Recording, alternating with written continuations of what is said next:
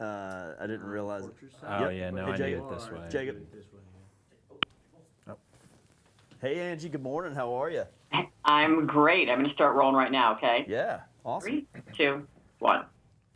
Hey there, if you are just joining us, this is Angie Austin with the good news. And who doesn't want to throw a great barbecue? Well, joining us are two experts in that area, Chef Eric Gephart and Jacob Lubbers, here to teach us the top techniques to have the best cookout. Welcome, gentlemen. Well, thanks for having us. Good Glad morning. to be here. You know, it's so funny because my brother has a smoker. He's currently driving here from Arizona, and I don't invite people over until he's going to be here because he is such a great cook. And so he did like, I don't know, 25 pounds of pork. And so we're going to have like pulled pork sandwiches. And like, I love his cooking so much. And with his smoker, he can do this. So it would be fun if like I could actually do it without having my brother drive from Arizona to Denver. Yeah, I think we can give you some tips and techniques that can get you going. One of the things I would say is start with a great fuel source and an amazing grill. So beside me, I've got a Kamado Joe. Beside Jacob, we've got a Masterbuilt. These are both natural lump charcoal grills that are going to give you better flavor than gas and higher temperatures than pellets. When you're cooking with charcoal, we like to say your fuel source is your secret ingredient.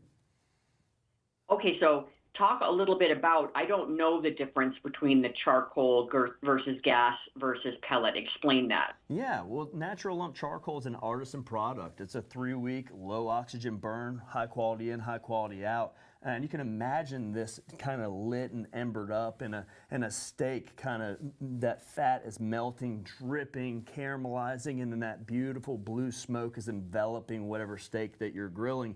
You can't imagine doing that with gas. You can't imagine doing that with pellets. So it actually burns longer, it burns hotter, and it's a more neutral flavor, which allows you to take your own flavor destiny into your own hands, if you will. Okay, so my neighbor has one of these. So is that like a digital grill? Yeah, so when we're talking digital grills, I know a lot of people, when they think cooking charcoal, they're probably thinking lighter fluid charcoal chimney, some of that more traditional stuff. Well, this makes it easy. It takes a lot of that guesswork out of it. How am I going to get my temperatures where I need them? We're going to load this hopper up with our secret ingredient, our natural lump charcoal, and then it's as easy as you can do it right here on the grill, this easy to use screen.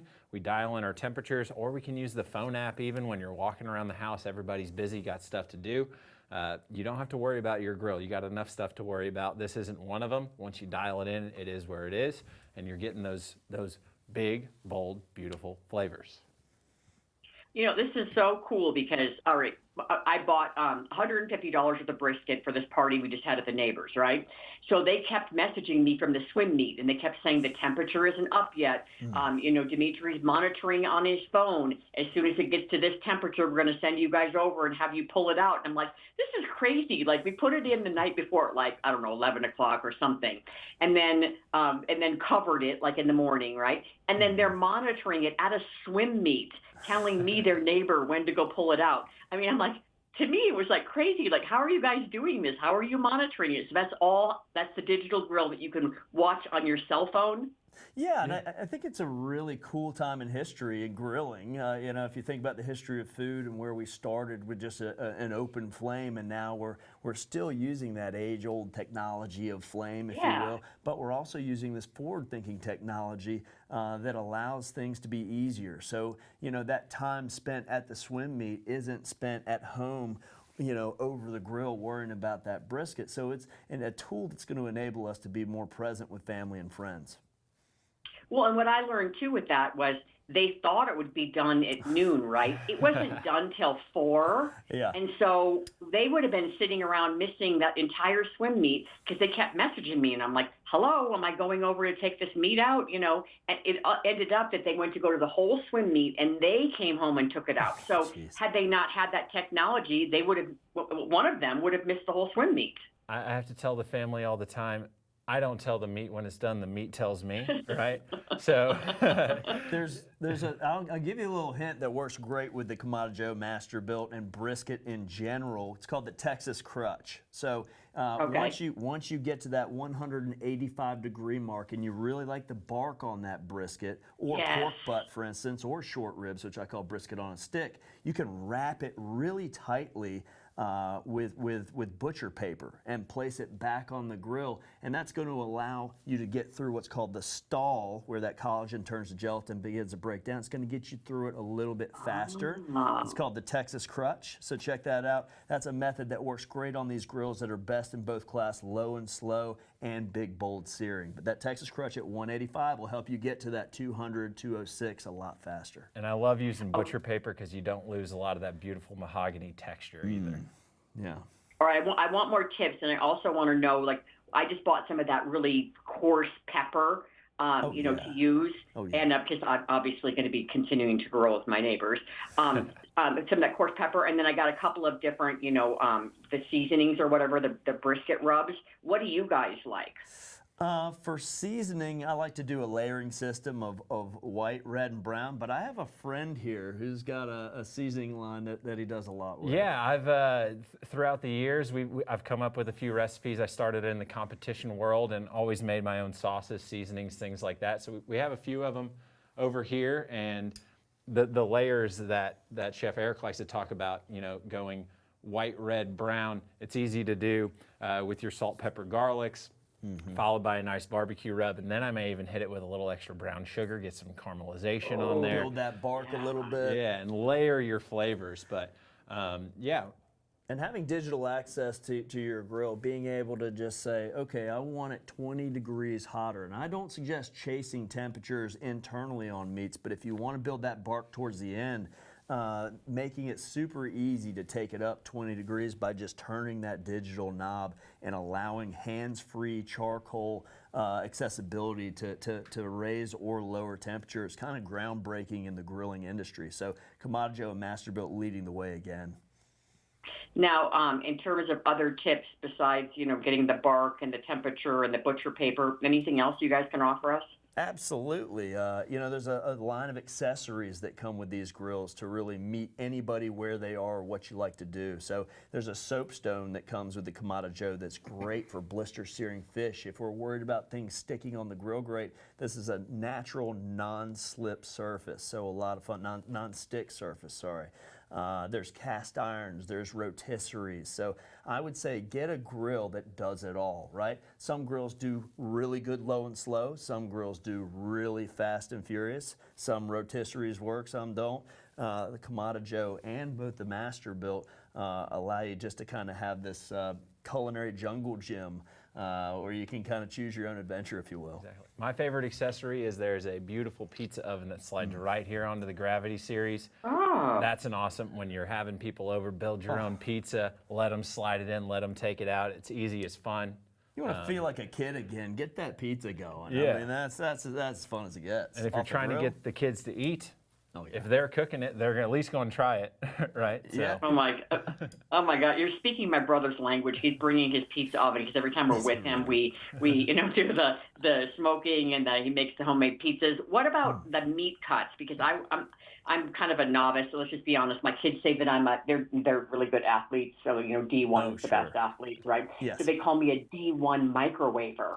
Oh, well, let's leave Chef Mike out of the conversation here. All right, so I'm gonna give you a kind of a barbecue cheat code, if you will. All right, so when I'm cooking on the Kamado Joe, again, we continue to talk about this low and slow, fast and furious. But if I'm doing 4 or 5 steaks or more, I'll buy the larger roast instead of trying to individually get these temperatures right. Think about this: if we've got a larger roast on a grill and we're smoking it, or even just cooking it at a low temperature, almost like you would a prime rib, you can cook it 80% of the way. So that's about 120 degrees internally, right?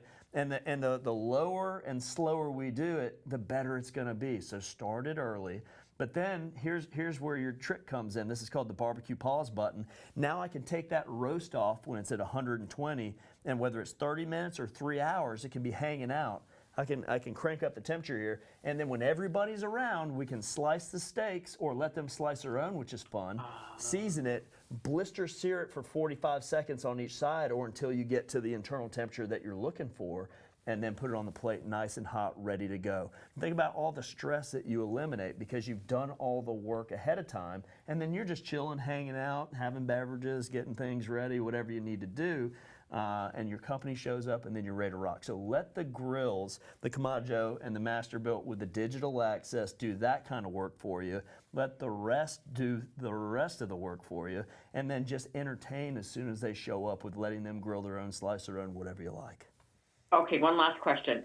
The cut of the meat, when I got the brisket last time, I got the slightly cheaper, and I thought it was a little fatty. Did it pay to get the more expensive? My friend says the cheaper, the fattier is better, but I was going to try the little bit more expensive with a little less fat. What do you like? Well, there's a big debate in that world, I guess. Sometimes you get what you pay for. If you're going to pay for a Wagyu brisket, yeah, you're probably going to have better marbling at the end. But don't be scared of that, that prime, that choice brisket. You can still, there's so much fat in there that you're going to still get that perfect moisture. These grills help you cook it, getting your temperatures dialed in. As long as you stay consistent with it, you're going to get big, bold, beautiful flavors, which we keep saying, out of even, what you might think is not as good of a cut. There's plenty of marbling in there. You're still going to get that juicy, fluffy flavors out of that meat. The beauty of a brisket's the cowboy cut. You know what I mean? You just got to let it go low and slow. I'm not a fan of the prime, all that fat content. To be honest with you, my system can't handle that much fat anyway. It's going low and slow. The grill's doing the work. You've got moisture content from the meat. You've got the low and slow, even heat from the grill. I do not see the point in buying, and there's going to be some comments made on this. For sure, very controversial. There is. But I'll say this as well: I would do short ribs 10 times out of 10 over brisket. I call it brisket on a stick. I'll say no more because I'm gonna stir up some controversy. I can feel it. And we have taken first place in brisket back in the day with a choice brisket that we started with so at a barbecue competition. So it's all how you cook it. I love this. I love all different opinions. All right, Eric and Jacob. My husband loves to watch those shows when you guys are competing against each other. It cracks me up. I'm like, how can you watch someone barbecuing like you're like watching it's like watching someone paint and he's living like, no, vicariously through them, man. We're the Bob Ross of culinary. What can I say? Yeah.